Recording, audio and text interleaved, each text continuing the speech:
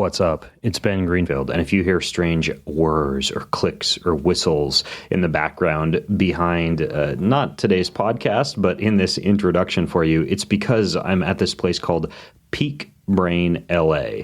Yes, I have just started into my first 3 days of optimizing my brain. I know that sounds like a woo-woo term, but literally I did what's called a quantitative electroencephalography, if I can spit that out, QEEG of my brain, and found several areas that could use improvement in terms of everything from executive function to memory to cognitive processing to especially something I really want to focus on, attention and distractibility. And, oh, hey, look, a squirrel.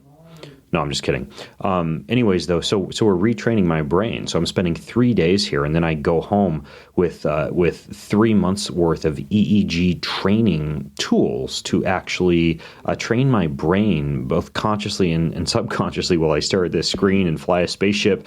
It's kind of like this idea of achieving, a lifetime's worth of meditation within several months, and it's extremely interesting. Right now, all I'm really doing is Snapchatting the story. But if you want to check it out, if you're listening to this podcast at the time that it comes out, go to bengreenfieldfitness.com/Snapchat, and you can kind of see what I'm up to. And I'm going to be podcasting a very detailed podcast about what this all involves and what it is. But if, in case you're interested, the name of the place that I'm training at is called the Peak Brain Institute. The URL should just be peakbraininstitute.com. So if you live near LA, I believe they're also up in Orange County, and you want to try this out for yourself, visit them. If you call them and let them know, or go to their website and let them know that you heard about them through me, they'll give you the white glove treatment, I think, maybe. Or perhaps you'll just be treated like anyone else walking in off the street, not a special Ben Greenfield Fitness listener. Anyways, what you are about to hear in today's episode is one of the more fun and jam-packed and information-packed episodes that I think I've recorded ever. Literally, ever. You're definitely going to want to hit the show notes for this one. It is with, well, you know what? I'm going to surprise you. You're going to find out who it's with in just a moment.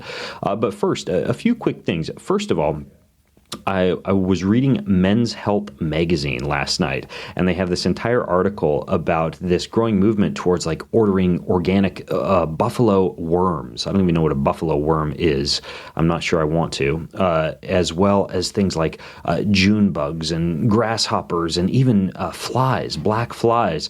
And while eating flies and worms may sound disgusting, the fact is that insects, and especially crickets in particular, have a higher percentage protein content than beef jerky, chicken, salmon, eggs. They've got all the essential amino acids, twice the iron of spinach, and they are sustainable.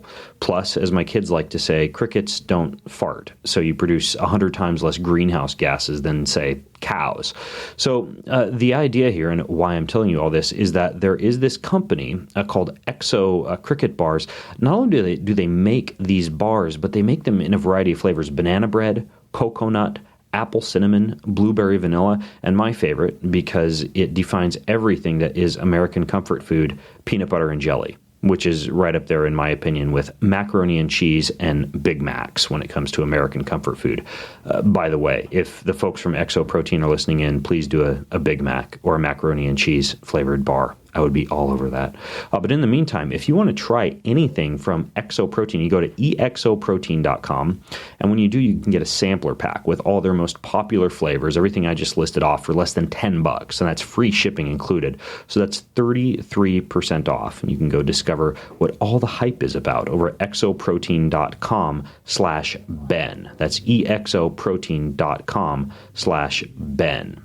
Now, this podcast is also brought to you by something I've been forced to do more of lately because I had to skip coffee for the electroencephalography treatments I've been doing. I'm getting better and better at saying that word every time I say it.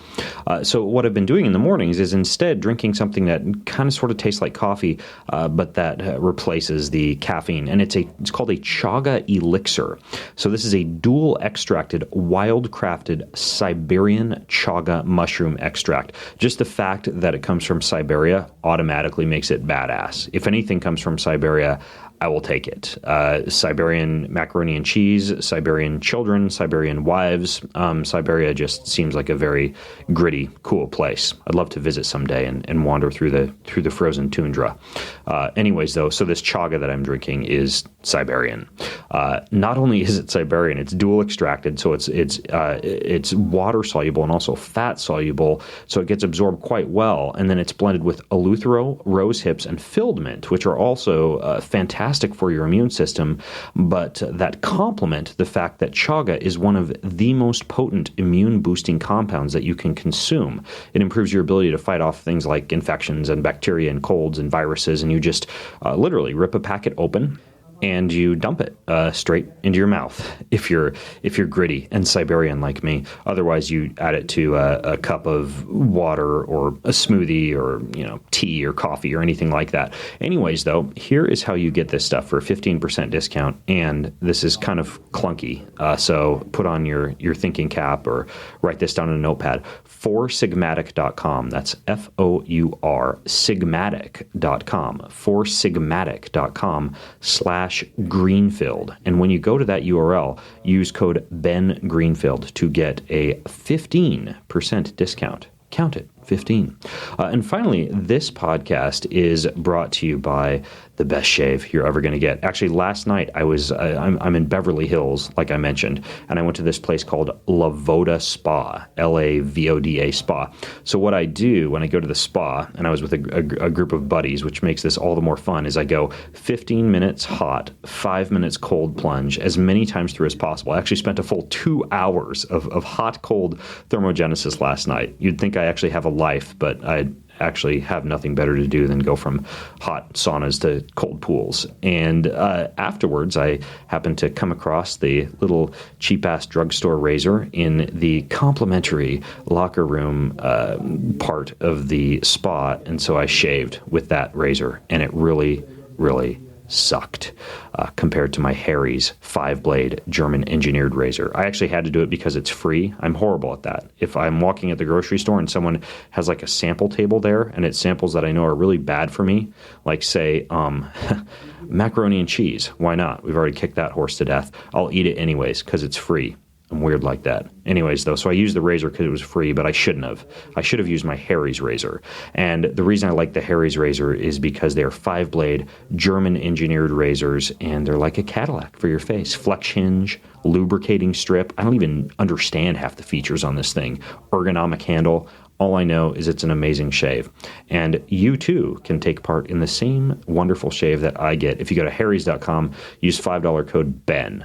HARRYS.com and enter code BEN to get $5 off anything to shave your face or any other body part that you want to shave. All right, that is it. I hope you took some notes. That was a long intro.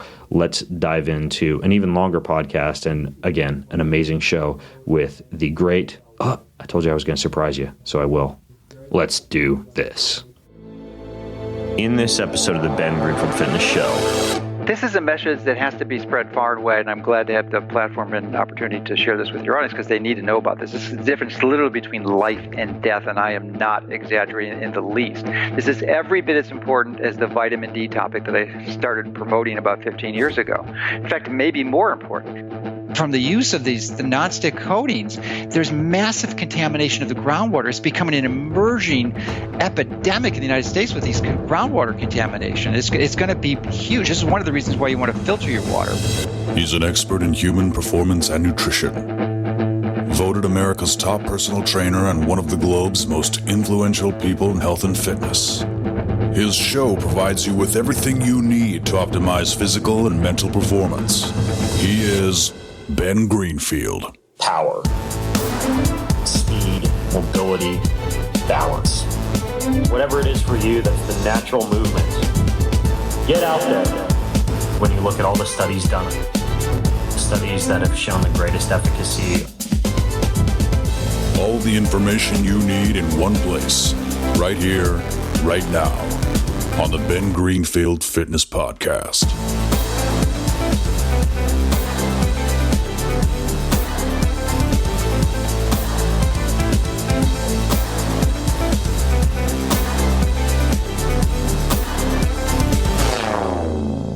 folks, is Ben Greenfield, and I would say, because I suck at having mentors and following the advice of other leaders in the health field, that there are a relatively small number of people who I consider to be extremely trustworthy individuals in my life, who I look to for fitness or health or longevity, people who I would consider to be personal mentors, or people who I think put out truly cutting edge health information that's not just kind of like, pardon the expression, vomiting back up stuff that simply appears elsewhere on the internet. And my guest today happens to be one of those people who I would place on that pedestal, somebody who I really pay attention to when they talk about health and fitness and longevity and nutrition and supplementation and anything regarding the world that we delve into on this show.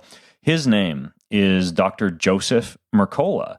You, if you spend much time on the internet, have probably come across his website, Mercola.com.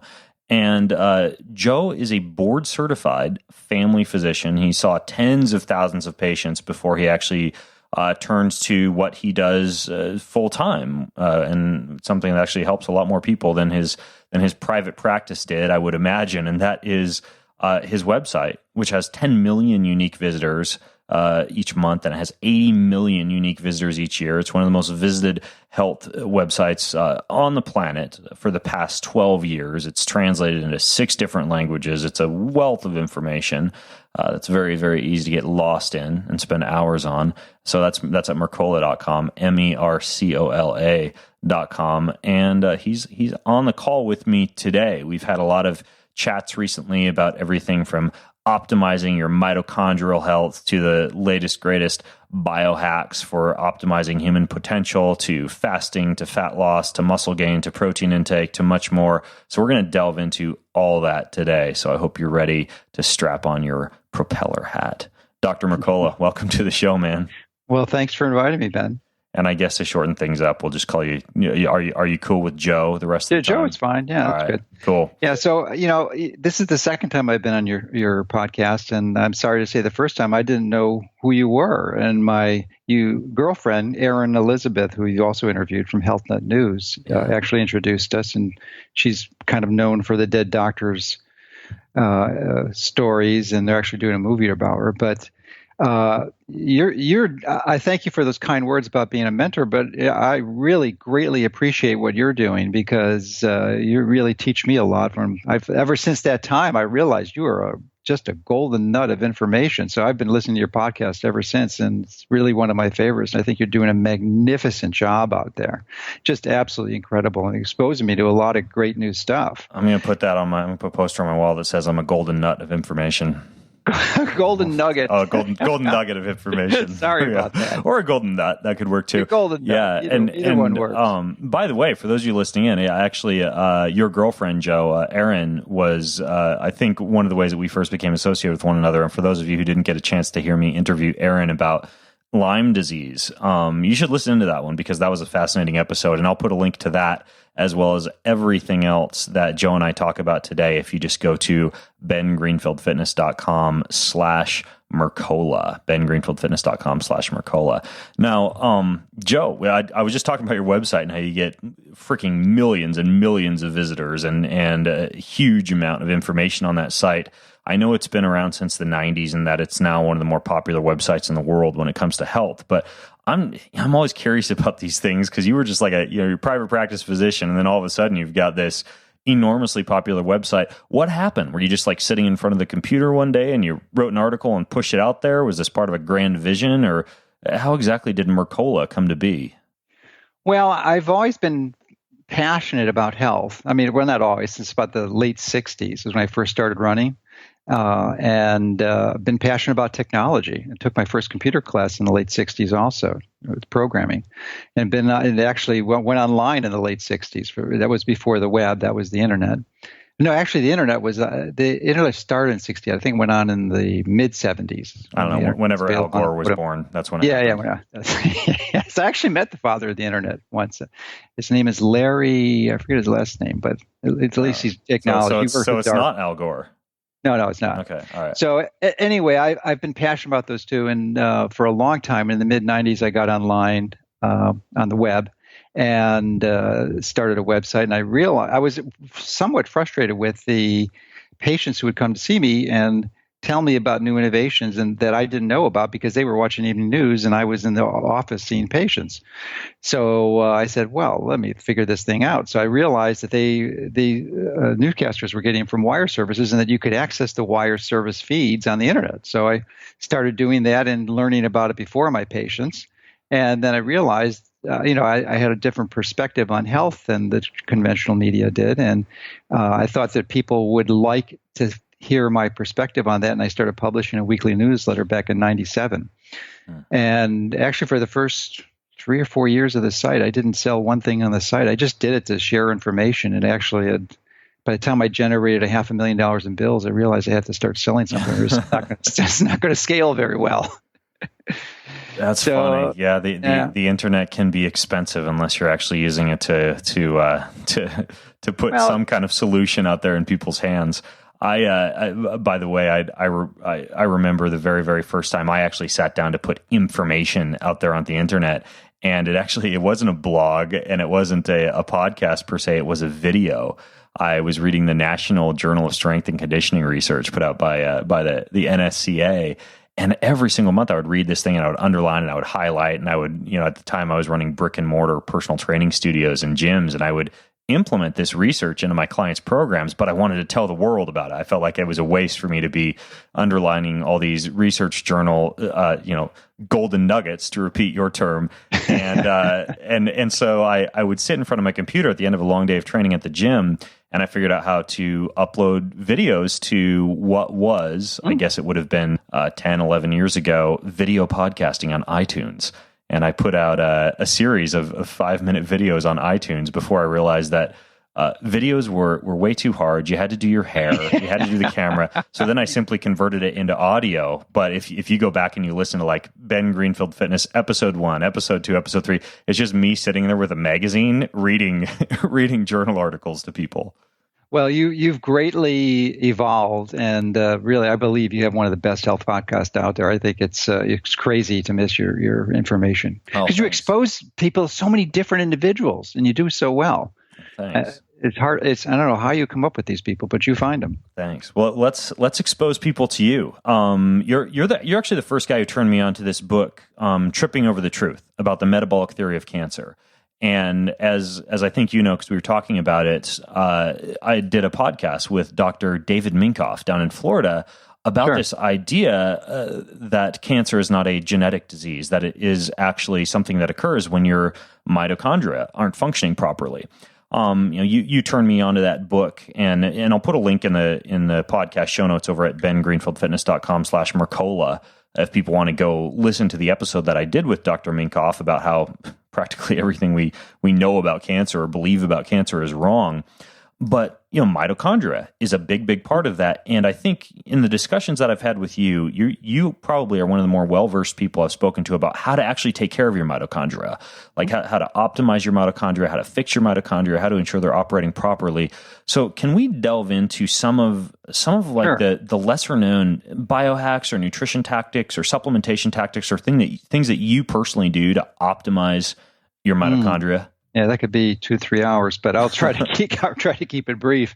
One of my strategies is well, food is basically a source of electrons. That's how it runs through the electron transport chain in the mitochondria, and it produces ATP. And one of the ways that I capture electrons is I live near the ocean, literally a 2-3 minute bike ride from the ocean, and I walk on the beach every day for 2 to 3 hours, and that's where I read my books. And last year I read Tripping Over the Truth, and that was the best. I read 150 books last year, and that was the best one I read. You mean are you listening to them, or are you holding a book? Oh, no. I'm holding the Kindle and reading it. Yeah. Oh, wow. Yeah. So I would fall on my face. No, you wouldn't.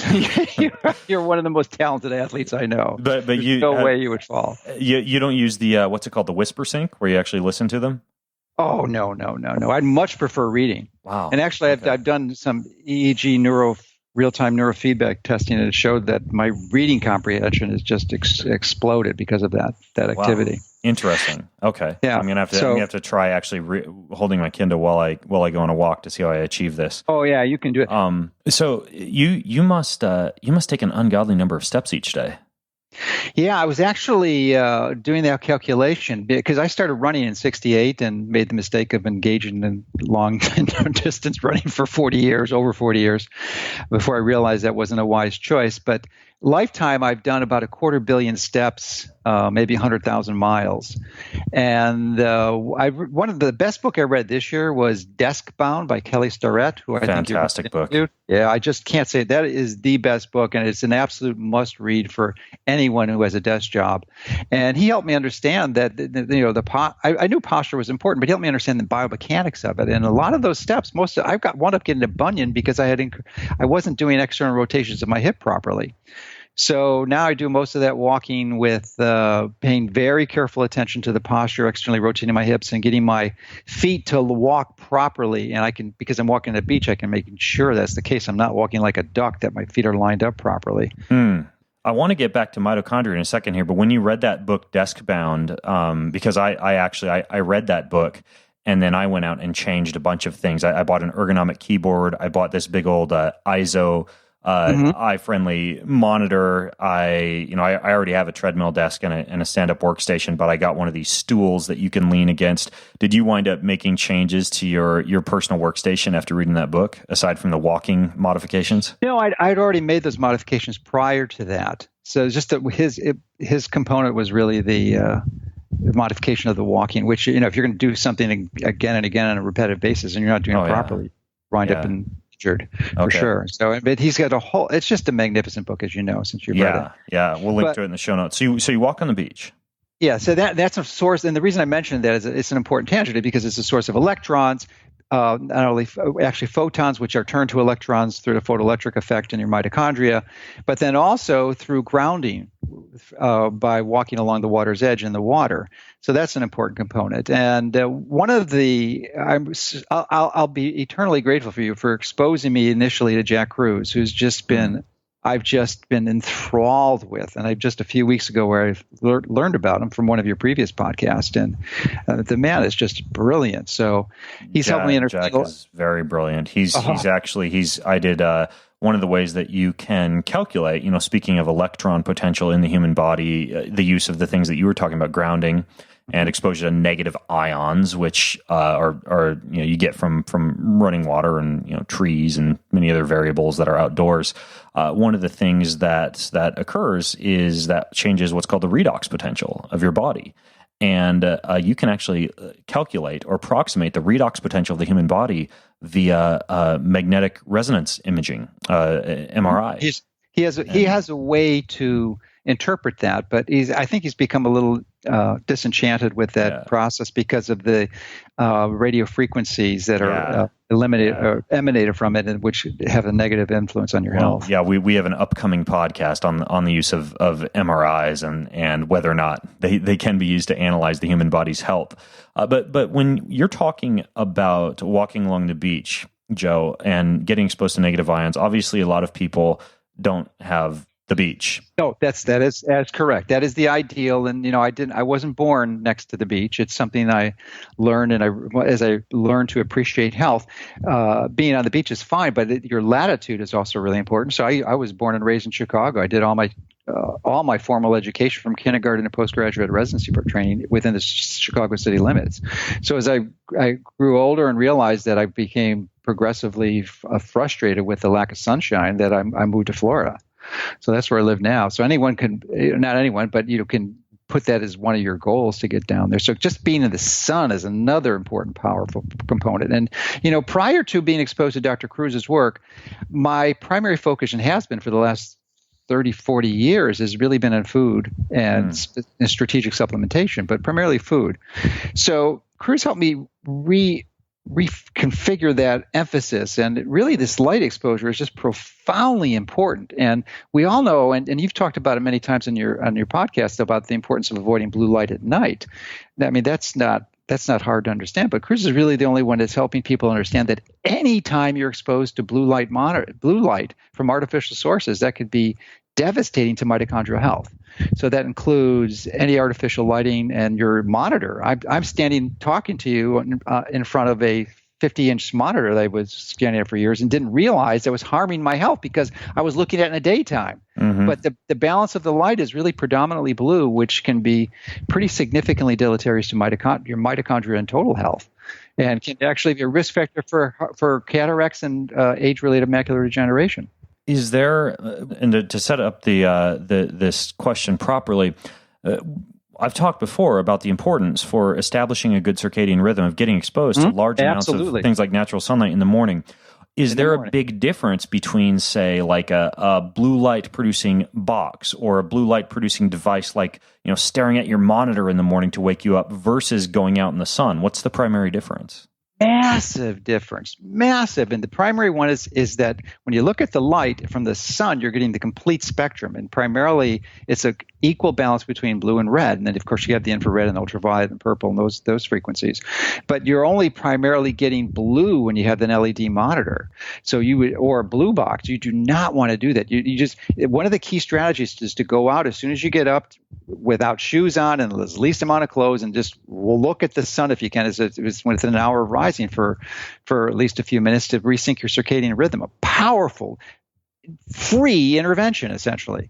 And it doesn't cost you anything. So it's crazy not to do that unless your schedule just absolutely prohibits that. Okay, so basically what we're talking about, when we're outside, we're getting exposed to blue light everywhere, but it's combined with things like UVA, UVB, near infrared, and red light, infrared. and red light, yeah. and red light. Okay, yeah, got it. Now, these computer monitors that have the capability to produce blue light, are you using any type of different type of monitor to reduce the actual exposure to blue light during the day?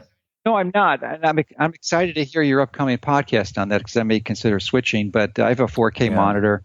And what I do use right now is Flux, but not the default settings. Flux comes on at night. I go in the settings and I turn it on all the time. And I put this, and you have to do the advanced settings, and you can move it all the way to the left. So you're just eliminating basically all the blue light. Right. There's a technology called Flex Scan.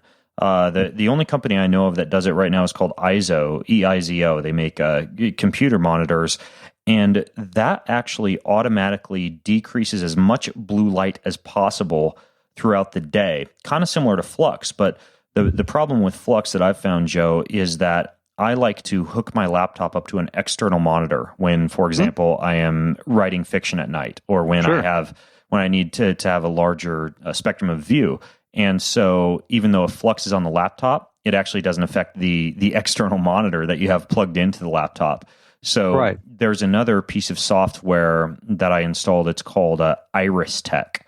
Iris Tech actually interacts with a monitor and does something similar to Flux in terms of reducing blue light. So that's kind of my monitor setup. And like you just alluded to, I'm going to do a podcast on it in the future. Yeah, I'd like to see that. But for those who don't want to make that type of investment into hardware and infrastructure, is that there's a cheap, much cheaper alternative, which is called the $9 UVEX blue blocking sunglasses, which I call reverse glasses or indoor sunglasses. You only wear them when you're inside. Yep. Yeah. No, I love those glasses. My kids wear them. I wear them. We haven't got my wife on board yet. But what about, when you're talking about getting out on the beach? So mitochondrial health, you've talked about sunlight, you've talked about grounding. For people who can't get outside, do you have any opinion of these negative ion generators that you can plug into the wall of your office to achieve that, or like a HEPA filter that generates negative ions? I haven't studied it really carefully, but from what I recall and what I did in the past, that was a useful strategy. If you're exposed to natural negative ions, like living near the ocean, I don't think it's important, or in a forest, like where you're at. So I think you're going to get it from nature. So. Yeah.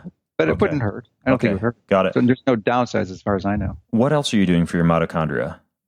Well, when you're exposed to the sunlight, you're really one of the ways to capture those electrons is to make sure that you're eating the most important food that you can possibly eat. And you know what that food is?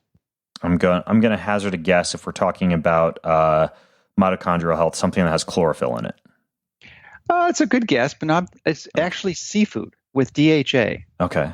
So you can take fish oil and krill oil and supplements, but it's a much different version of the DHA that you get when you eat it in real food. So making sure you get that on a regular basis. And, I've actually Dominic D'Agostino, who you've interviewed previously, I believe, is the one who turned me on to eating anchovies. So I eat anchovies pretty much every day.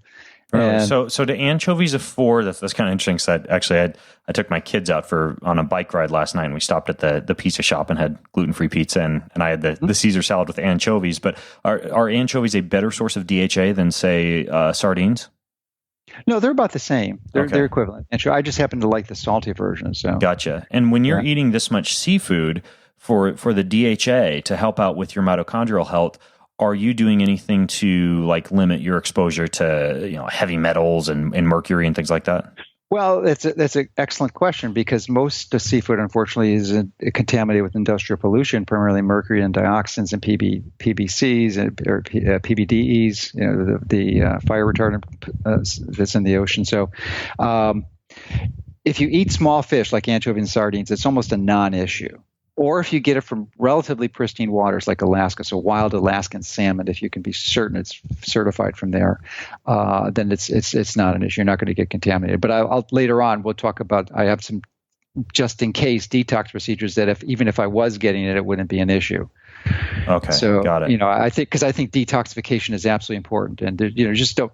It's almost impossible to live. I try pretty hard, but it's impossible to live a clean, healthy lifestyle. You're going to be exposed to these toxins routinely in your environment. Absolutely. Next week, actually, it'll be a week or two if you're listening in after this podcast. I was just when I was competing at the Train to Hunt National Championships in Park City.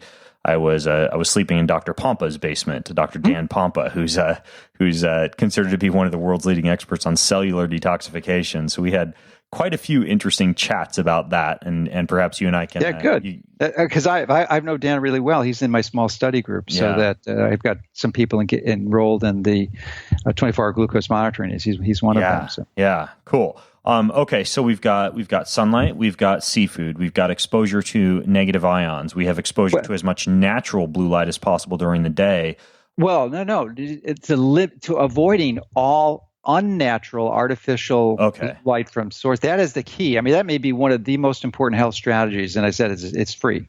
Yeah. Okay. So even more, or perhaps just as important as getting outside, it would be limiting that artificial light. So that if you're inside and there's any light or monitor, to put those glasses on. So as soon as I get up in the morning, it's dark. I put my blue blockers on, and when the lights come off, I can take the glasses off. Okay. So you don't just wear your sunglasses at night; you wear them during the day. Good. Yes, not unless there's light on in a house, or if I go to the grocery store, the personal trainer I have, he insists on keeping his lights on. He hasn't caught up to this yet, so when I this morning I have my glasses on. This is important for people listening in, because I know a lot of folks who listen in.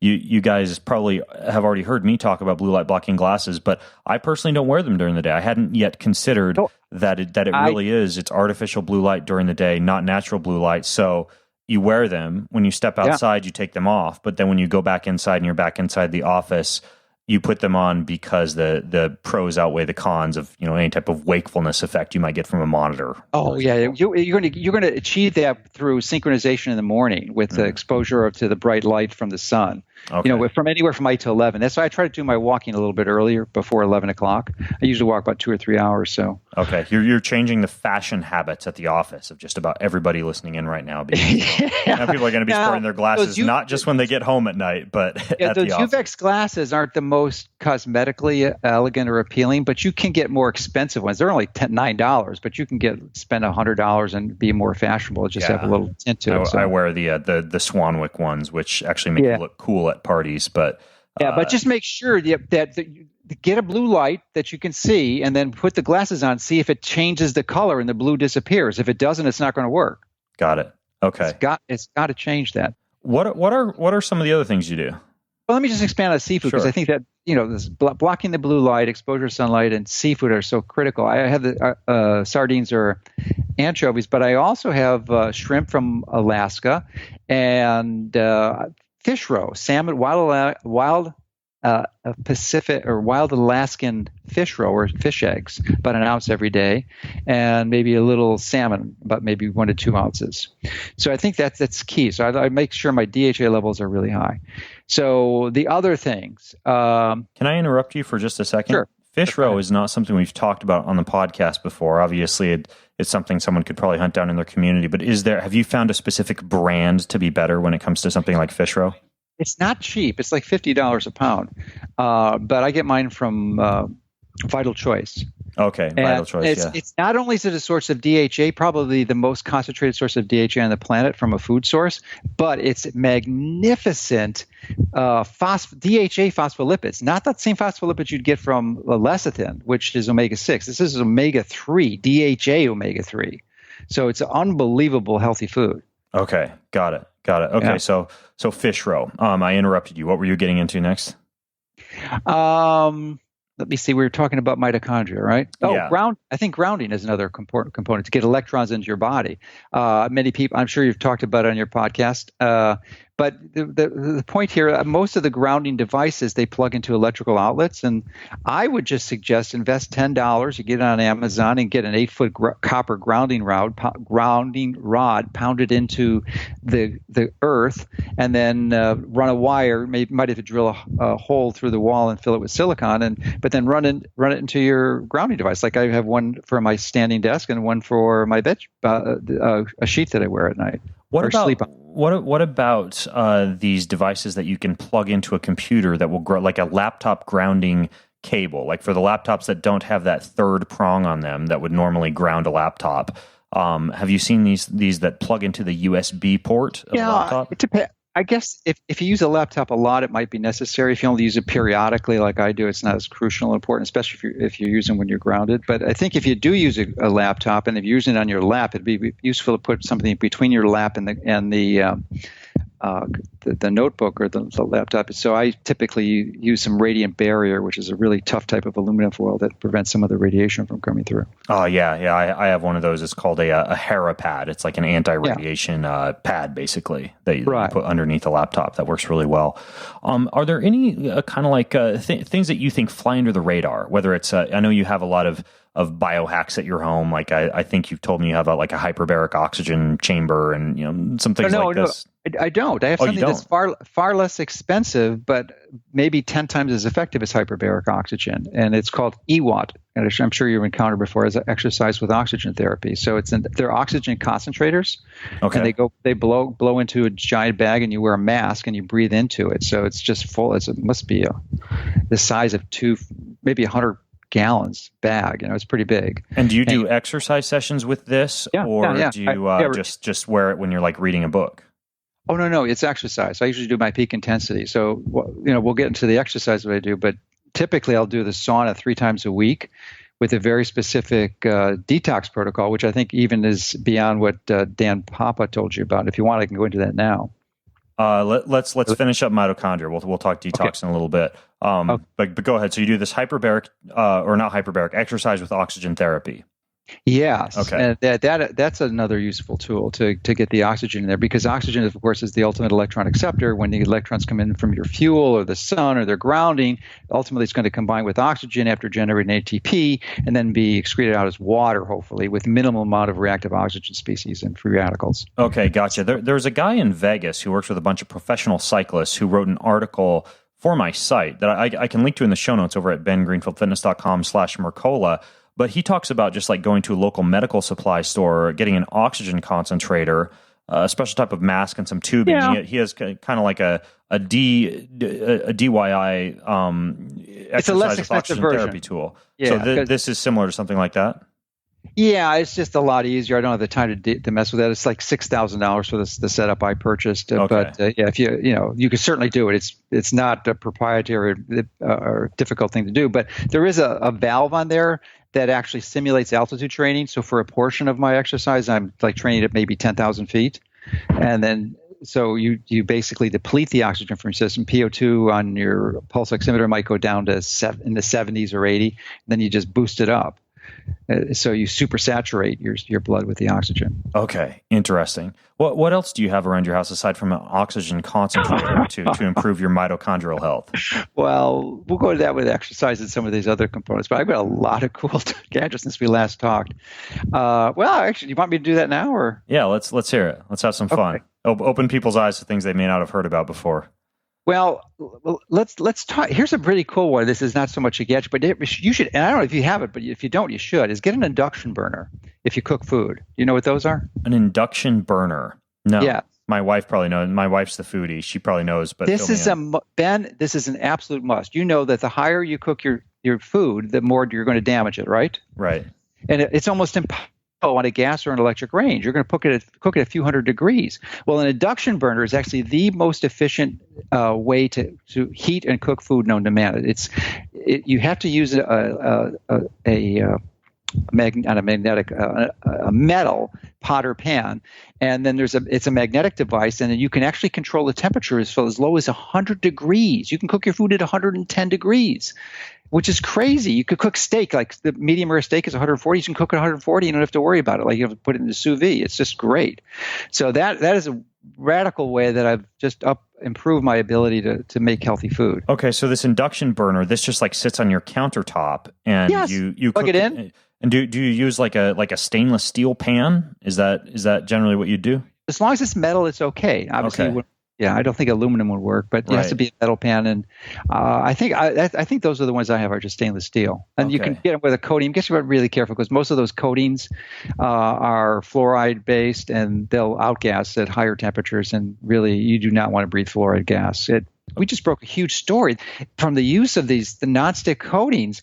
There's massive contamination of the groundwater. It's becoming an emerging epidemic in the United States with these groundwater contamination. It's going to be huge. This is one of the reasons why you want to filter your water with a really good carbon or charcoal filter to get those items out of there. Really interesting. So I'll ask you about the water in a second, but like when my kids are making, say, scrambled eggs in the morning, and they have the oil heating on the countertop in the cast iron cookware, what you're saying is if I were to have my kids, if I wanted to optimize their mitochondrial health, I would get them, for example, this induction burner to use instead, and it would allow the eggs that is the perfect example. Or any protein we don't want to damage. The worst way you can consume your eggs is scrambled eggs. That is absolutely terrible. You will oxidize the cholesterol and damage the fats, the important fats and nutrients in the eggs.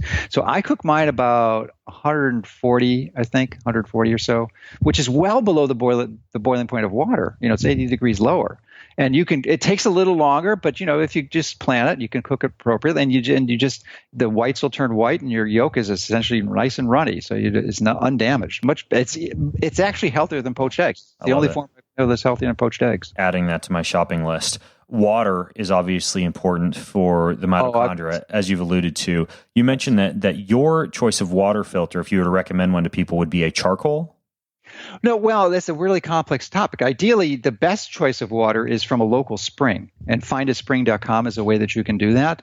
That's going to be inconvenient for most people, and if you're going to rely on municipal tap water, the first thing you have to make sure is that it has no fluoride.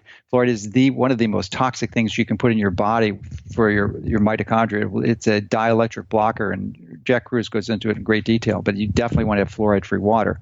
So it's really fortunately, that's why, it's kind of getting back to my site, I mentioned we didn't sell anything, but of all the profits that we generate, I put 20% back. I just donated to nonprofit entities, and one of those entities is the FAN Group, which is committed to removing fluoride from municipal water supplies because it's so difficult to take out. The best strategy is not having your water supply to begin with. So if you have a whole house water filter, carbon filter, they're really big tanks, maybe about half the size of a conventional water tank. And if you have two of them, you're getting even bigger. And if the water stays in there for a while, it's just a contact surface area, you'll be able to remove a lot of the fluoride for sure. So that's a big step. And then I have a whole house water filter that we actually produce on our site. And then I filter it through an alkaline water system. And not because I want to alkalinize the water, because it actually structures the water and makes hydrogen gas. And the hydrogen gas is far more important than pH. pH is irrelevant. It's not about drinking pH mediated water. It's about having the hydrogen ions in there and then having it structured. And then I take it again. And which structured water filter do you use?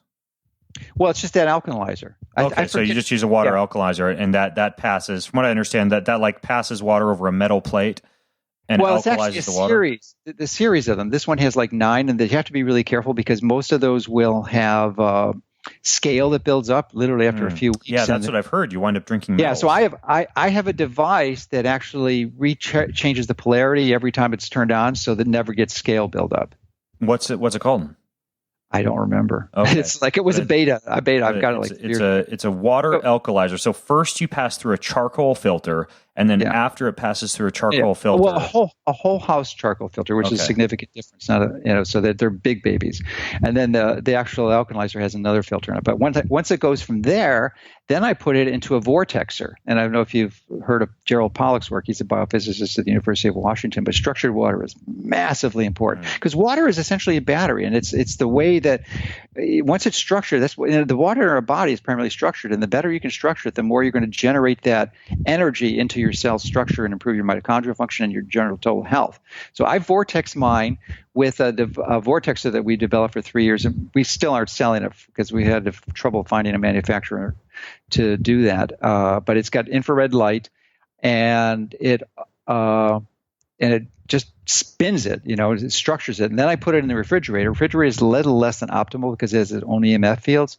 But then I put it over some neodymium magnets to continue the structuring and keep it cold. So these magnets are actually in your refrigerator? Yeah, I just make a little platform for it that I rest the glass container on. Okay, got it. So you can buy these magnets and you can put them in your refrigerator, and after you've structured your water, you'd put it in like a big pitcher, and then you would put it on top of these magnets? Yeah, that'll help maintain the structure of the water. Okay. Yeah. Water is key. It definitely is worth putting time, effort, and energy into optimizing your water intake. It's one of the biggest variables for your health. Got to get that right. Now, I have a little bit different setup than you, and I wanted to ask you a couple of questions. I use reverse osmosis rather than charcoal because of a finer particle filtration. Obviously, I have to remineralize my water, and I simply have a reverse osmosis filter that has remineralization. Do you have a holding tank on yours? That's the key issue. A holding tank in the reverse osmosis filter? Yeah, because usually it's pretty slow unless you have a compressor on it. So you just don't get instant water. It has to fill up a tank. Usually 5 gallons is under your sink. There's an enormous tank. It's actually out in my utilities room. I strongly recommend that you get rid of that and get a different RO system that has a compressor on it, so you get a little higher output. And you don't need a holding tank. But I can guarantee that holding tank is contaminated. Really? It just has to be, yeah. And who wants the pain and hassle factor of cleaning that thing every 3 months?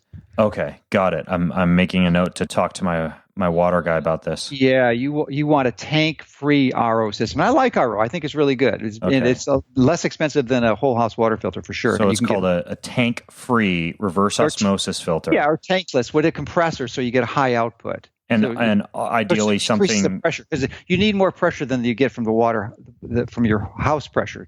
Otherwise you won't get much water out. It'll take a long time. Yeah, I see Aquasana has at least one on Amazon that's a reverse osmosis tank free. Now, obviously you need to remineralize. For those of you listening in, reverse osmosis will remove a lot of the minerals from water. So you either got to use trace liquid minerals or use something that remineralizes the water. It doesn't take all the fluoride out, but that's really one of the better ways to do it. You could use distilled water too, almost all of it, but RO is good. Yeah. Now, the other thing that you mentioned is structured water. Now, I haven't talked too much about this, but before we go to structured water, let's go back to the minerals. I'll tell you that my best mineral, which I also integrate into my regenerative agricultural process, is extracted from the ocean. And it's extracted through this very complex vortexing process, so it gets all the sodium chloride out, and it's basically like 80 minerals that you put in back there, and that's what I vortex my water with, along with some magnesium citrate and a little bit of zinc. Okay, so you went through that pretty fast, but is that an actual is that something that connects to your water filter, or is that like something that you would put into a glass of water? No, it's a product. It's a supplement, essentially. Okay. Yeah, which is absolutely essential for anyone using an RO system, and really a good idea for anyone else. And what is the name of that product? We saw it on the site. It's for ocean minerals. Okay. I'm not sure what it is, but I use it primarily. I mean, I buy it by 5 gallons, and I use it for my plants. So you put that in your garden so that the food that you grow is higher in minerals. Well, actually, I don't put it in the soil. I use it as a foliar spray application because the absorption is just tremendous. I mean, it's just crazy. I mean, I get banana trees growing, giving me hundreds of pounds of bananas every year. Are they these things called the ionic ocean minerals that are on your site? Ocean minerals. That's what. Yeah. Okay. And the reason they work is that they are ionic. They are not. I mean, they're just ions. I mean, they really are absorbed really easily. So that's a really potent and effective form of replacing the minerals that you're taking out with the RO system. Okay, so if you're using a reverse osmosis system and you're listening in, you would want to use ionic minerals to add the minerals back in from the ocean. From the ocean. Okay, ionic ocean minerals. I'll make sure that I link to these in the show notes, which are growing rapidly, by the way, as we talk. Darn you, you're costing people a lot of money on this podcast who are wanting to optimize their life. But this stuff is fun. I'm all about better living through science. I'm all about. Oh, I know. That's why I love what you do. I just haven't found anyone else like you. I mean, other than Cruz, you're just incredible. You're a gift to the human race. Well, before we proceed, I mean, stepping back, if my kids are 60 years old and killing it in life, I would love to be 130, standing there watching it happen. I don't know if I did the math correctly on that, but yeah, I mean, longevity with optimized performance and health is a very, very cool goal, I think, and it's achievable. I don't think you can get both goals at once. I was going to go into this later, but from my understanding of the metabolic physiology, you have to optimize for performance or longevity. It's difficult to do both because the metabolic pathways with mTOR and AMPK, you just can't do that. Yeah. You get one or the other. So at some point, I've transitioned a while ago. I'm 20, 30 years past my competitive days, and you're still engaged in them. So I'm in the longevity mode now. Yeah. Okay. Well, hopefully we get a chance to tackle that. But I also, before we leave the topic of water, and then I would like to perhaps move on past mitochondria and talk about a few other things that I know are important here. I don't think we talked about this much, but my dad's business, my dad's career is he actually travels to large agricultural facilities and farms and installs structured water filter systems for farms and in agricultural settings to allow livestock to be more healthy and to allow plants to grow more readily. And you talked about a vortex and how it's important for water to, say, pass through a series of glass beads, et cetera. My dad is the person who sent me Gerald Pollack's book, Fourth Phase of Water. Fourth Phase of Water, excellent book. Strongly recommended. Which is a great book. And yeah, he has...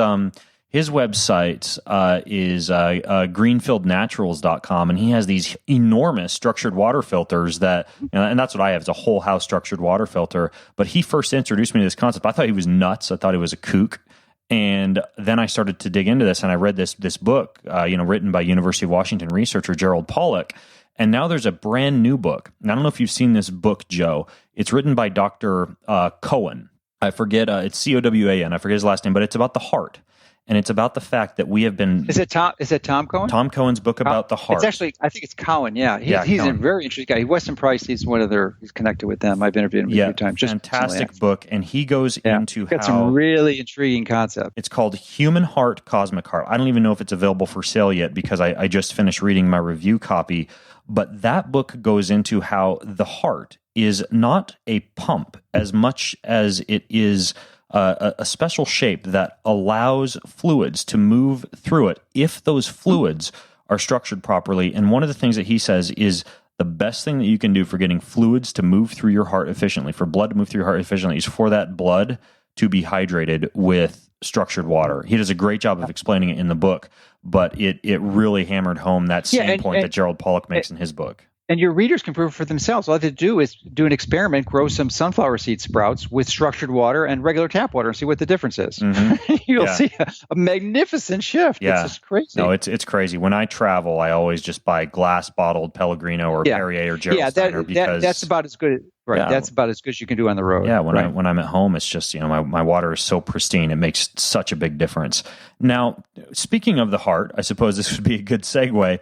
I've seen you talk a little bit, and I haven't seen a lot of people talk about this, about the link between iron and heart disease. And we've got a lot of athletes listening, and we've got people who take iron supplements. Some people who even think, that the more iron, the better. What's the deal here with iron and heart disease and iron levels?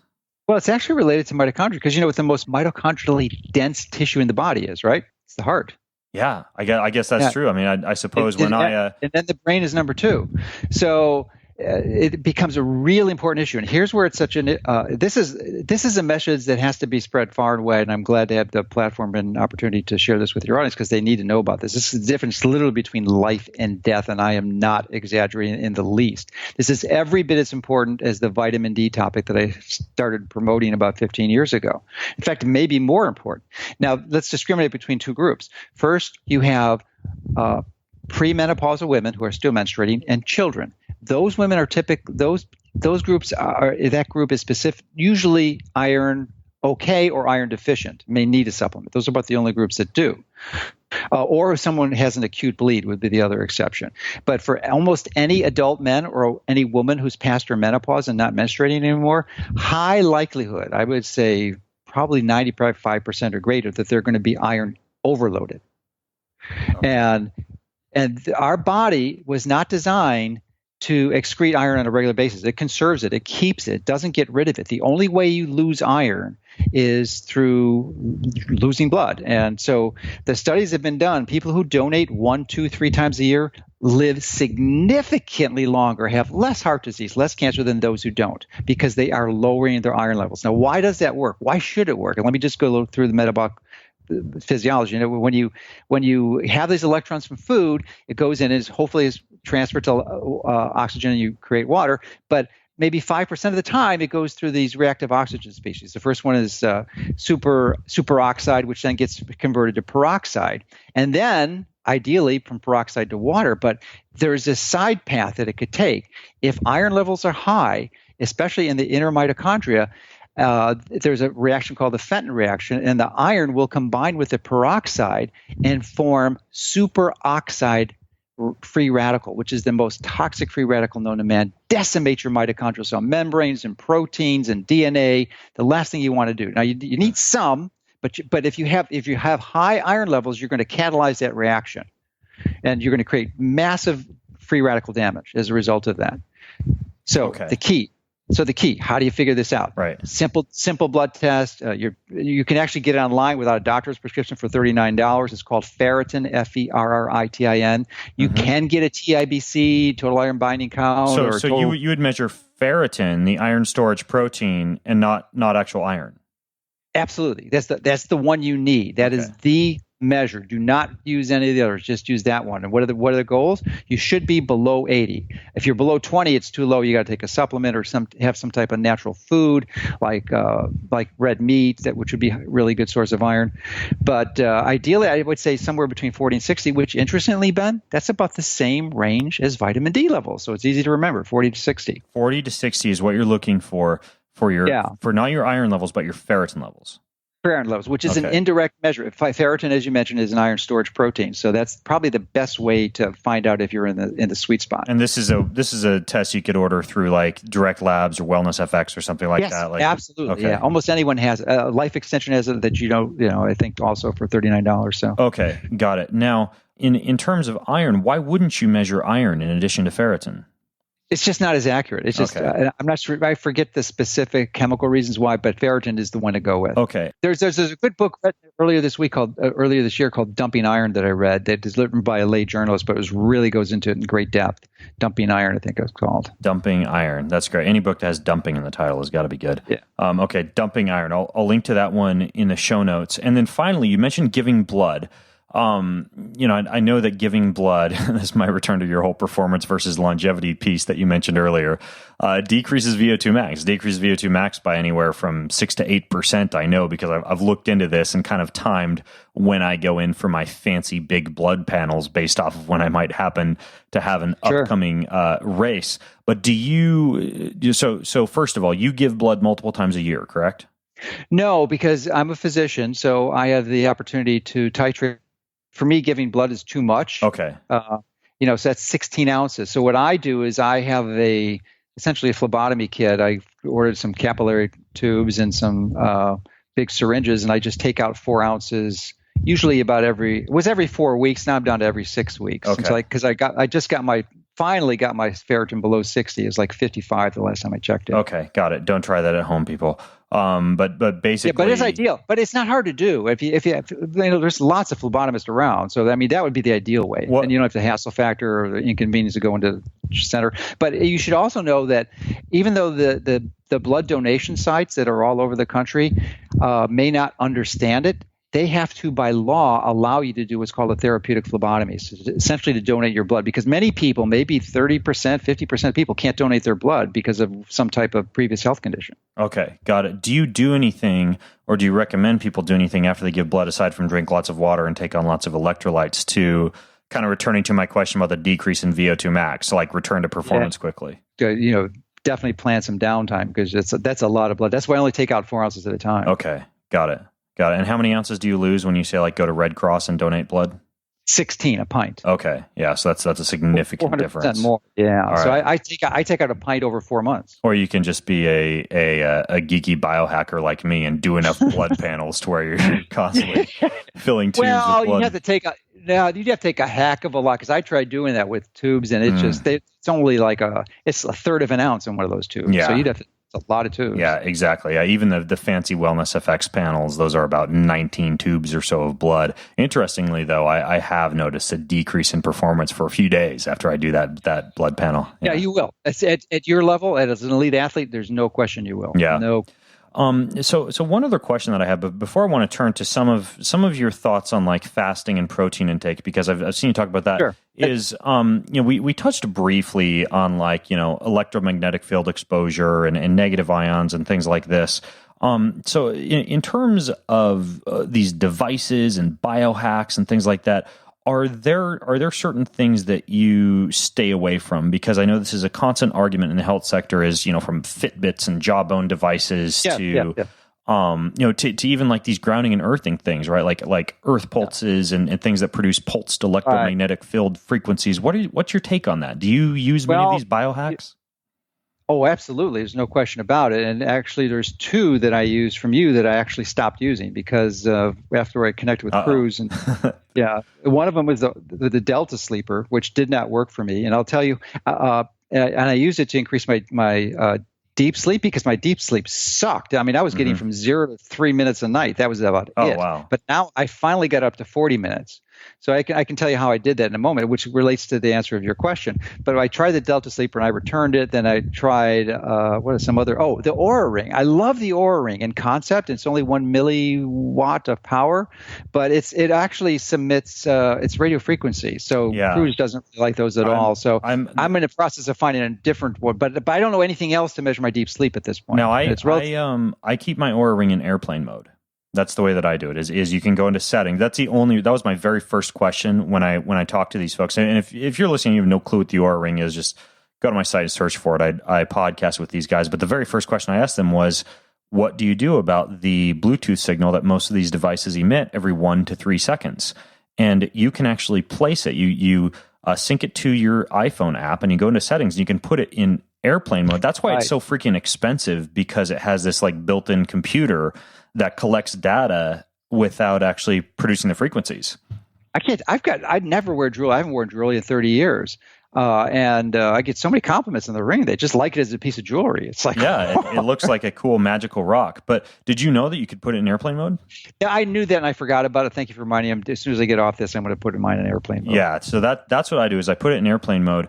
The other one, so tell me about the Delta Sleeper, because I'm interested to hear your take on it, and I wear it every night. So I put it on my collarbone every night, and it's pulsed electromagnetic field frequencies. The idea being that it sends a signal from your brachial plexus up to your brain it emits for about 22 minutes when you press the little button to turn it on to put you into deep sleep. So tell me what your take on it was. Yeah, I didn't like it too much because it was a real hassle factor to put an adhesive all the time and keep it on and turn it on. I just didn't like the design at all. But if it worked, I would have no problems with it. Thing is, it's this radio frequency device, and Cruz really opposes to those. And I didn't see an improvement in my sleep with it. Well, Dr. Cruz was bugging me about that. He told me. Yeah, I know he's at Norway. He was telling me about it. I just talked to him this week. I don't know. Should we delve into this, or is this too much of a rabbit hole for the podcast? No, it's a rabbit hole because there's a lot of other things I want to go on. But what can you do? Let's keep it focused on the positive. So one of the things he recommends, and I I purchased 15 years ago and was my addict for the last 13 years or so is a magnetic sleeping pad. He likes the one from Magnetico, and interestingly, that's the one I had purchased. So I started using that as a static magnetic field to sort of insulate and mitigate some of the effects of the EMFs that you're exposed to, but also to really structure the water in your body. It's just a magnificent thing. So I did that, and I combined it literally with blocking the blue light during the day from all artificial sources, not just at night. Those two combinations, I'm sleeping 40 minutes of deep sleep now. Wait, so it's the Magnetico plus the what? It's blocking the blue light. Just blocking blue light. Just from artificial sources, not from the sun. That's your 1-2 combo. That's your 80-20. Yeah. Interesting. Yeah. And these Magneticos are like sleep pads that you put underneath your they're heavy sheet. as heck. They're, like if for a queen size bed, I mean, there's 4 pads, and each pad weighs about 75 pounds. I mean, these are just full of magnets. So I don't think your wife's going to like me too much when you get it. Well, I have a biomat, and I use that. Well, that's another PEMF.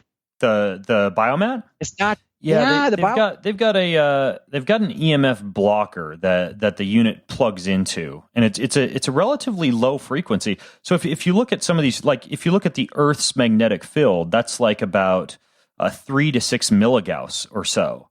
And if you look at something like a biomat or something like that Delta Sleeper device, it's an extremely low Gauss field. I get it, but I would, I am not the expert here. I would definitely talk to Cruz. That's his ball of wax, and he will have a very extensive discussion with you, and I think he'll convince you. I'll talk to him. I would encourage you to try the static magnetic field. Okay. And blocking the blue light throughout the entire day from artificial sources, and I will almost guarantee your deep sleep will go up. Okay, I'll try it. One last thing I got to throw in there. Did you know that in the study that they did on non-native EMF exposure and cancer, and I haven't had a chance to talk to Jack about this yet, but I plan on it. So they did a study in mice, and they used an intensity of it was nearly 10 times of what you get exposed to with one of these pulsed electromagnetic field devices, and then they bombarded the mice with gamma radiation to give them cancer to see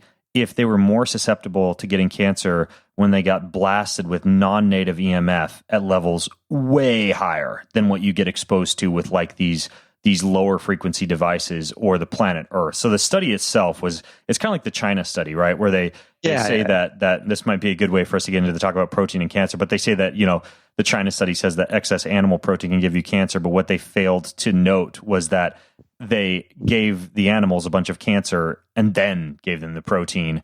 It wasn't the protein that caused the cancer; it was the protein. And it was terrible protein too. Oh, it was a horrible protein. Yeah, there's a lot of flaws in that. Yeah, study. so if you already have cancer, then dumping copious amounts of horrible protein into your body, of course, is going to make the matter a little bit worse. But anyways, we digress. We can have that discussion with Jack, but let's get back to this cancer thing, which is one of the reasons that Travis book changed my life. I mean, that's really what turned me into a mitochondriac. You mean the Tripping Over the Truth? Tripping Over the Truth by Travis Christofferson, yeah.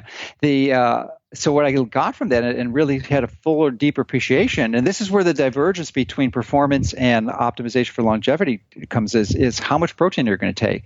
So for me, I'm about 175 pounds, and I seek to have somewhere between about 65 grams a day, almost always under 70, which isn't going to give me a lot of muscles, but it optimizes this protein pathway called mTOR, which is sort of mammalian target of rapamycin. I think if you talked about that before on the show. Yeah, a little bit about how excess protein can basically increase the rate at which telomeres shorten. It has an aging effect. Yeah, that's a side effect, but there's a few important metabolic pathways. One is insulin, leptin, IGF-1, and when those levels are high, you're going to stimulate mTOR, which is going to suppress mitophagy or autophagy, which is going to increase the risk of cancer. And conversely, it will also decrease AMPK, because AMPK and mTOR go hand in hand. So you will die early if you have consistently high mTOR, no question about it. On the converse, if you can increase your AMPK levels higher and suppress mTOR, you'll live longer. And there's some interesting strategies will do that. You know what some of those are? I would guess protein restriction might be one of them. Protein is probably the main one, but some other really great ones, and one that you're very fond of, that's one of your big passions. Intermittent fasting. Well, no, you're bigger than that. All right. Exercise. Yeah, well, what weight training specifically is that what you like for the anti-aging effect? No, I think any exercise will work. Weight training can do it. It'll give you specific things. Actually, weight training is a little bit complex because that will tend to stimulate mTOR in an anabolic state. So yeah, that's a head scratcher for me because I've seen that same data, Joe, about how weight training will upregulate mTOR. But when you look at the studies that look into the strength training effects on telomere length, they actually find that in athletes who have overtraining and what's called exercise-associated fatigue, high levels of CRP, high levels of inflammation, et cetera, they find abnormally short telomeres. But then when you look at, they did a really interesting muscle biopsy study on powerlifters. So powerlifters lift a ton of weight, but not like a bodybuilder, right? They don't damage. They just lift a lot of weight really fast, really explosively, and then they put it down. Sure. And what they found in powerlifters was not only were they significantly higher than non-weightlifters, but they were way higher than actual weightlifters, like traditional bodybuilding style weightlifters, like doing squats and deadlifts very explosively, heavy for short periods of time. So it depends on the amount of muscle damage that you do is what it looks like. Yeah. So, but just exercise in general will do it, as would fasting, as you mentioned. And there's another interesting supplement called resveratrol, which increases sirtuins, which increases PGC1 alpha and secondarily mitochondrial biogenesis. Resveratrol. Resveratrol will do it. But then there's this other one that we both know about, which is NAD+. Yes. Which you filled me in big time on that. But go ahead. It's actually, I learned about it from a podcast that you were interviewed on. I just saw it the other day with Self-Hacked. And he also interviewed this guy named Vince Guillermo, who's I think in his 80s, and he sounds like he's in his 50s. Yeah. He's just really, really mentally clear and a great aging researcher, and had found out that beta-lactone increases NAD+. And what the heck is NAD+? Well, if you've taken biology, you know it's an electron transfer. It's responsible for shuttling electrons in the mitochondria, but also it has some very important signaling function. It's sort of a sensor for disease and stress. And as we age, the levels of NAD+ go down by about 50%. So a really good solution. In fact, most of the anti-aging researchers that I study are absolutely firmly convinced that it is the single most important molecule to upregulate. No question about it, NAD+. That's why I was so fascinated with your interview on it, which really focused on using it intravenously, which is obviously not a good, wise solution for everyone. I mean, it was convenient. Interesting how it rescued some people. I'm sure it's expensive as heck. But you want to turn those NAD+ levels around. And one of the most effective ways I found was through Vince, and it was the use of this tea, Pau d'Arco, which is loaded with something called beta-lactone. And then I sent you the information on it. And actually, what I initially did was purchase some of the tree bark and gave you a link for that. But since that time, I found that there's these magnificent powders that actually dissolve when you can't taste it. You don't get the tree bark in your teeth, and you can actually absorb it even better. But most of these biomolecules tend to be poorly absorbed. So one of the strategies I do, and maybe we'll have time to get into some of the foods that I use, but I use krill phospholipids, which is not yet commercially available, but you could easily substitute sunflower lecithin, organic sunflower lecithin, and I spin it in my immersion blender when I'm making my smoothie, and with that beta-lactone that I soak in water with some of the seeds that I'm consuming for my meal for maybe overnight or 8 hours, and then I spin it with the phospholipids, and I make essentially liposomes, which basically explodes the absorption of these molecules into your system. It can get through the phospholipid cell membrane and have that antioxidant effect in the cells when you blend it with a fat like that. Yeah, and even past the blood-brain barrier too. It's kind of funny. Since you told me about that, I actually have an assistant who helps me out with some things here at the house, and I set out a piece of paper for her yesterday and told her, okay, take this, blend it in the blender for 3 minutes, put the sunflower less. She's like, what the heck am I doing? I'm just trust me. I'm gonna live forever. Do this. Leave the mason jar in the fridge. And then what I do with that mason jar full of this tea extract that has the concentrated the beta-lactone in it that you were talking about to increase your levels of NAD is I'll just use that as a base, right, for smoothies or put a little bit in tea. So. Yeah, but you might want to get the powdered version rather than sort of the. I mean, there's a really fine powder that I think it's going to be even better absorption. You get is when you put it in water, you'll get a lot better distillate from it. The powdered version of the PowD-ARCO-T. Yeah, okay. We're going to actually probably have it on the site. So I can't give you a link to buy it because I don't even know where we got it from. But I didn't even know it existed, but it does exist. Okay, got it. Well, for now, for those of you listening in, I'll put a link to the podcast and the article that we did on NAD and the use of this PowD-ARCO-T and using that as yet another little anti-aging / health protocol you can throw into your routine in addition to some of these other things that we're talking about. And the researcher figured that out was David Sinclair, who's from Harvard. He's actually the guy that discovered resveratrol, and he's really probably one of the biggest proponents of NAD+. And you could just look up his name in NAD+, and he's got his own product. Which is called nicotinamide riboside, which is kind of expensive, and it's too impractical from my perspective. You need too much. I just think it's badass to blend up the bark. It seems cool. So that's a more natural way. But here's another strategic. This is part of my detox. One of the things I do with my sauna before, and I don't know if you're doing this, I take 4 grams of niacin, not the time release, just niacin, and 15 grams of ribose, D-ribose. So they actually kind of combines to form the nicotinamide riboside. Prior to the sauna, it increases NAD+. Okay, so in the past, what I've done when I've gotten into the sauna to help to lyse fat cells, which I believe is what you're going after with something like the niacin, is I've used the No. I actually increase it for vasodilation to make sure those waves penetrate and help excrete. Help remove the toxins. It's more for a detox. But the toxins are coming out of fat cells when you do that, right? But you and I don't have much fat. I mean, we're looking at 8-9%. What are you at? Maybe 5%? Actually, based on the most recent MRI we were talking about, I'm actually at 3%. I may need to increase it a little bit.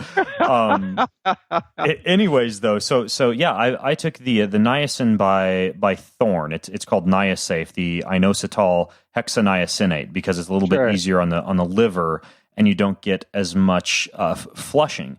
But you touched on something very important. You're combining niacin with what did you say to increase your NAD levels? D-ribose, which is another magnificent.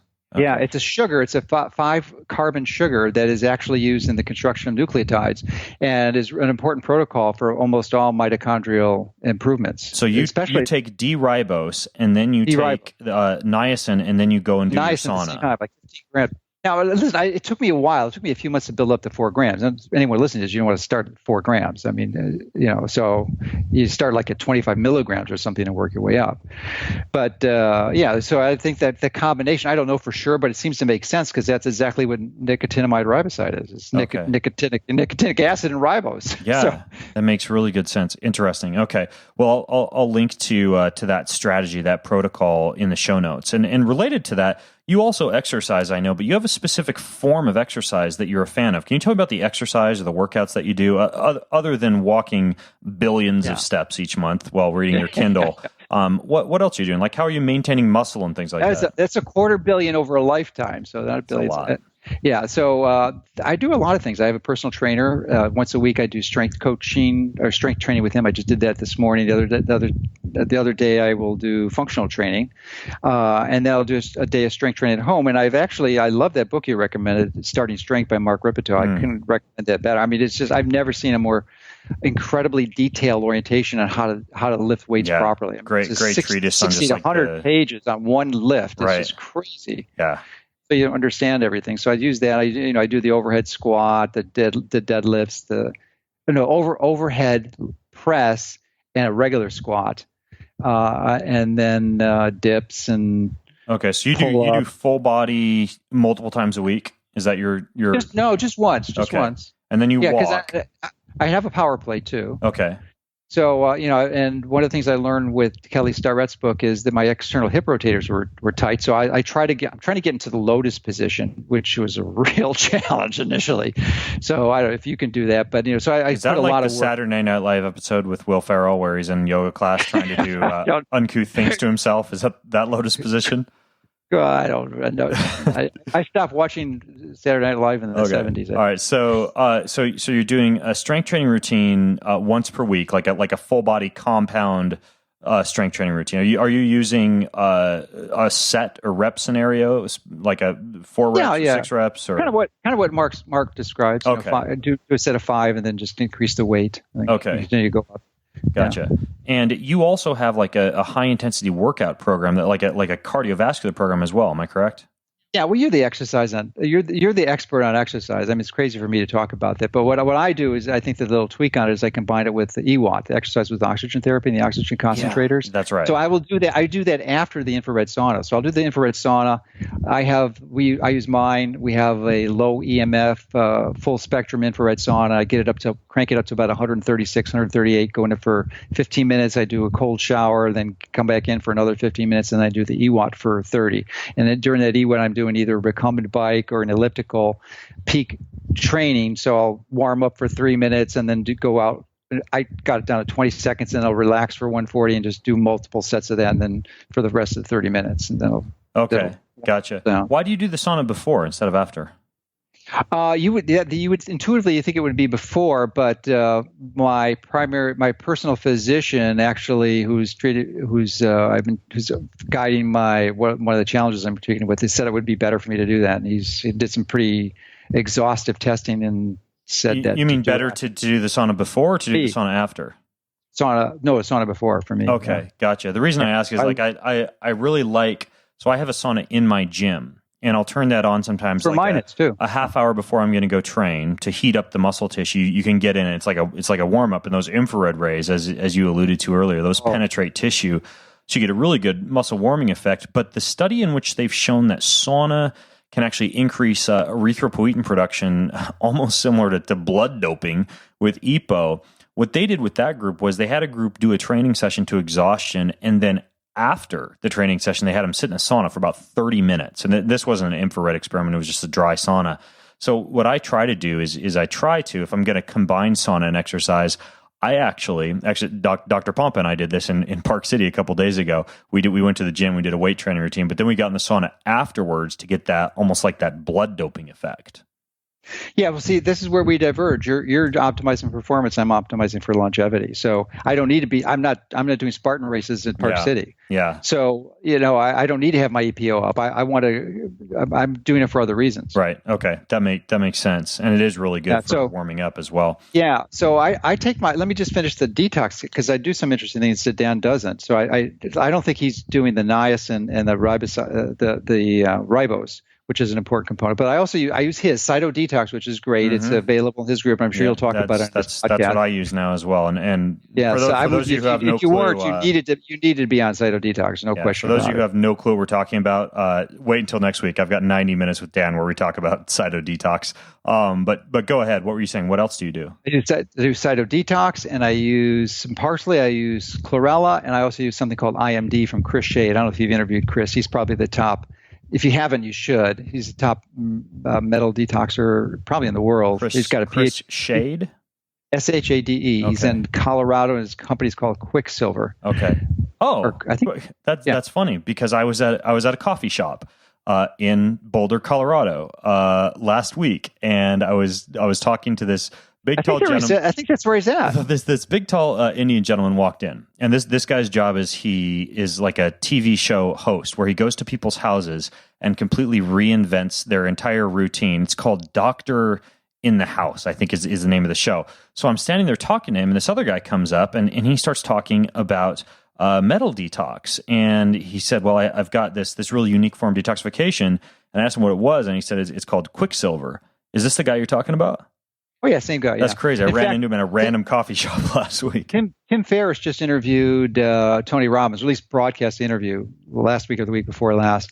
And at the end of the interview, he talks about how Chris Shade saved his life. I mean, because Tony early on ate tons of salmon, or seafood that was just loaded with mercury. And he had one of the highest levels Chris ever tested. So he basically put on the detox program and changed his life. And he gives him a big shout out in Tim's interview. Yeah, Quicksilver. So they make like glutathione, and they make all. So what? Yeah, they make liposomal glutathione, and I'm not sure. I mean, it might be good for the detox, but I also use alpha lipoic acid when I'm doing that on those days. So Quicksilver Scientific is the name of the company, and you said what you use from them for your detoxification is actually I don't use any. Oh, there's this other one. It's called IMD. IMD. Okay. Yeah, that is the most potent supplement known to man to extract metals and mercury out of your body. It's like 20 or 100 times more than chlorella. It's just crazy, and you need like about an eighth of a teaspoon. And that's made by this company, Quicksilver Scientific. Yeah. That's what I use as IMD. Okay, got it. So I'll put a link to some of this stuff in the notes. So that's your detox protocols. You do a lot of these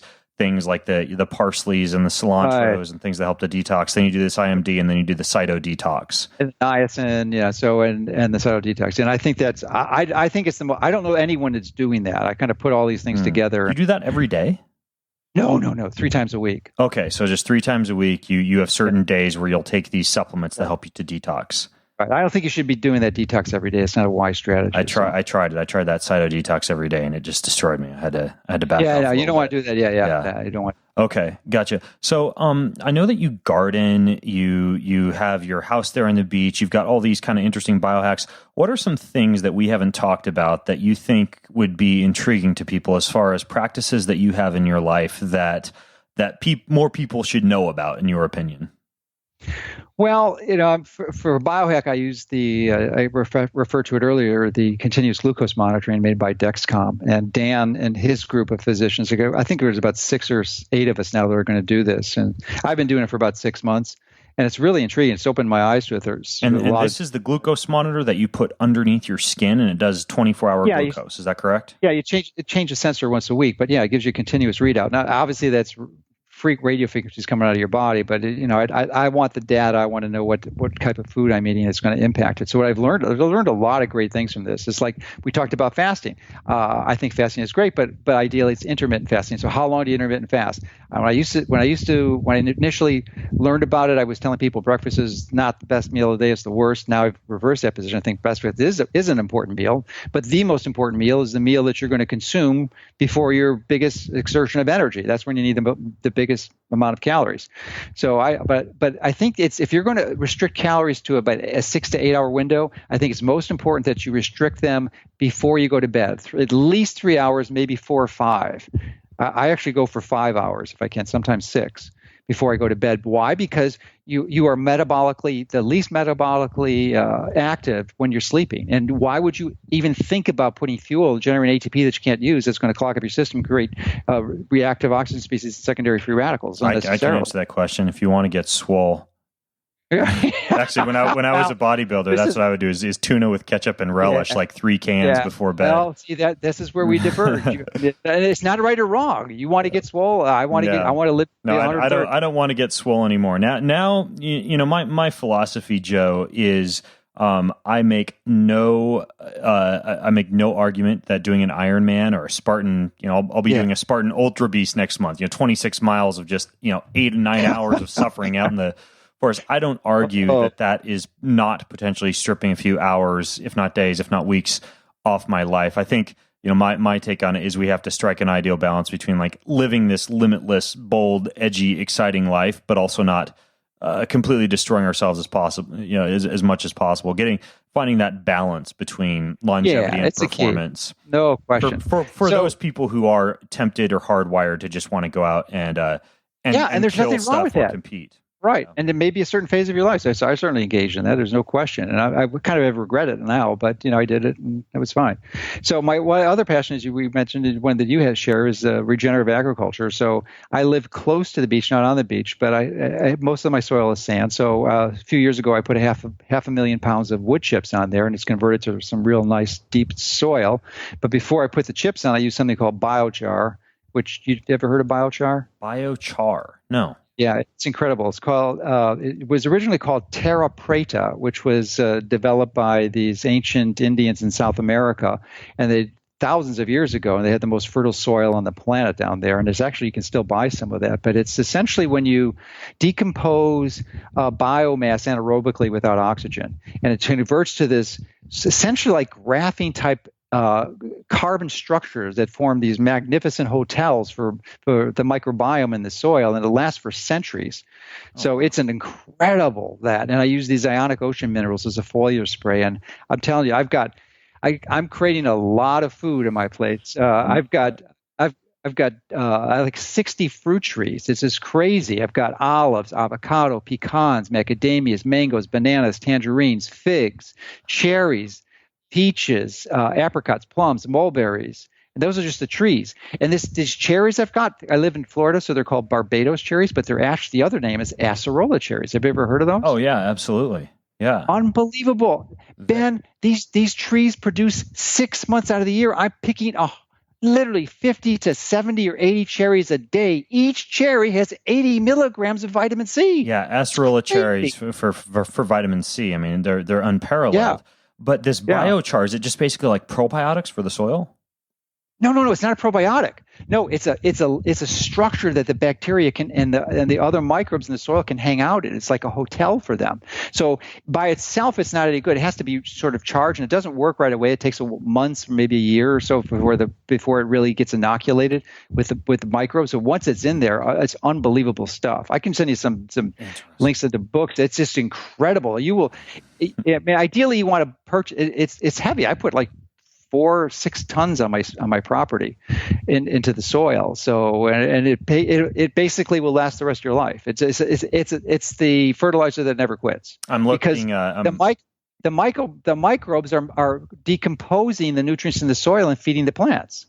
And it's all about optimizing the microbes in the soil. I'm looking out my window right now. There are 8 raised garden beds, and my wife is actually out there right now. Like I want to rush out the door right now and tell her to get her biochar and the ionic ocean minerals. Because the ionic ocean minerals is right away, but the biochar you have to integrate into the soil. You have to be careful and make sure it's activated because you don't want raw biochar. That'll make things worse. Now, for anyone listening, they say, well, you can't do that. Well, yes, you can. You can do things like sunflower seed sprouts, which is 30 times more nutrient dense than even organic vegetables in your wife's raised beds. So you can grow those in a college dorm room easily. Does the biochar, the soil conditioner, does it come with instructions on how to apply it properly so that you do indeed use it in the correct manner? Yeah, it's not that hard. You can just look it up online. It's pretty straightforward. The major caution is that you don't want to use raw biochar because it has to be ideally combined with compost and recharged because it's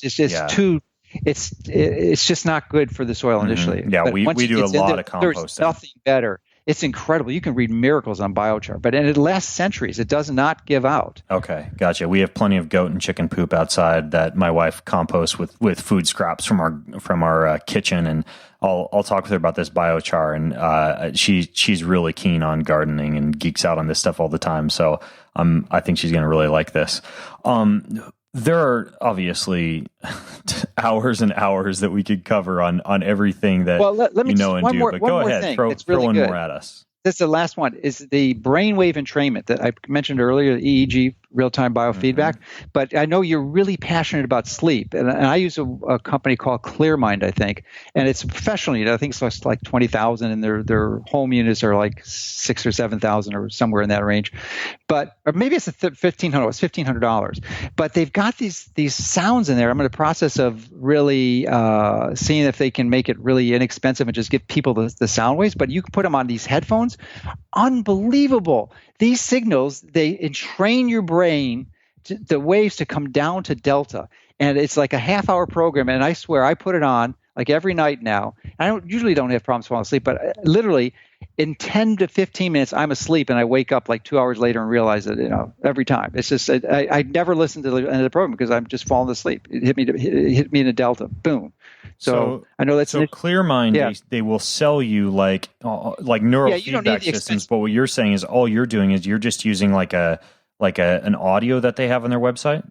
No, it's not on their website. It's a home unit. It's called the Focus Unit that you can have these programs because basically they do an EEG recording like you're doing. I think you're doing a different company where they take the tracing of your brainwaves and then they give you real-time biofeedback so that you can train those waves to be more optimal configuration, which is what I'm doing. Also, I do that every night for about 30 minutes. Gotcha. Now I see it. It's on their website. The NI Focus Unit, the personal brain trainer for home or on the go. Right. Okay, cool. Yeah, and it's too expensive just to do that, just to get that one program. So I'm talking to the company to see if we can just sell that one unit for the sleeping because it's just I can't believe how effective it is. I thought it's like almost magic how it would just get you to go to sleep. It's like instant. Yeah, I'm actually flying to LA tomorrow to spend a week at Peak Brain LA where we're going to be doing 3 to 4 hours of neurofeedback a day to basically rewire areas of my brain that have poor blood flow to the brain, from everything from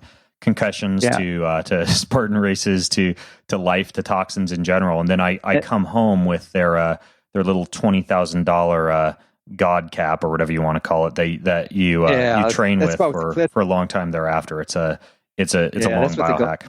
Yeah, that's what the ClearMind costs too. But the one last thing is, like, when you're flying to LA, use the Cyto-Detox. Use it at a high level, because that will definitely help the free radicals. No question about it. But you know what's going to be even better than that? And you and I are both going to get it. It's not available yet. But I think you know.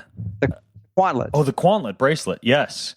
Yeah, I'm getting one from Ruben next month. He's coming down. So. I have a huge podcast on the Quantlet, and I'll link to that in the show notes. This, for those of you listening in, it basically exposes your blood to both light and cold, and it just sits on your wrist. So and the